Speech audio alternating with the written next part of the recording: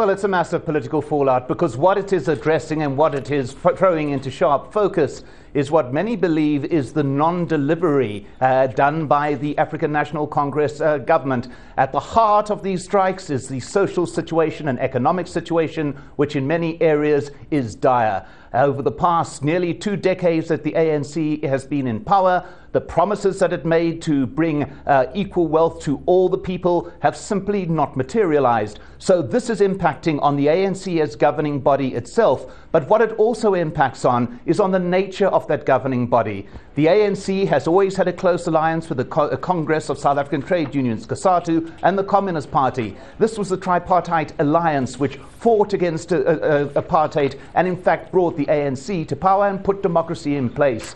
This incident and the last few weeks and last few months have heightened the splits within this tripartite alliance, putting even greater pressure on the ANC government from its partners in the labour industry, in the labour unions, and the question arising now is whether these unions will continue to back the ANC as organisation. So the stakes are high, Tony. Okay, so Mike, let me follow up on that point. I wonder, with everything you've just described, could there be, maybe at the next meeting to hold elections on leadership positions inside the party, could there be a challenge to Jacob Zuma's leadership?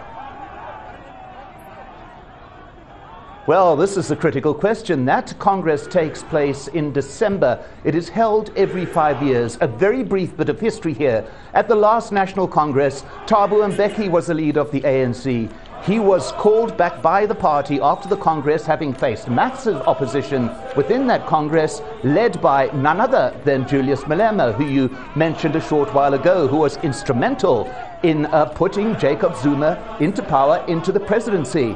5 years on, you have now got Malema standing up against Zuma, the man that he helped put in, and although he's been fired from the party, suspended from the party, his voice through his followers is still likely to be held in that Congress. So the question whether these events are going to impact on that leadership Congress, yes, they will. They'll have a massive impact on who is chosen as leaders, but more than that, they'll have a massive impact on what policy the organization decides that will effectively be the policy of the country in the 5 years to come, should the ANC remain in power.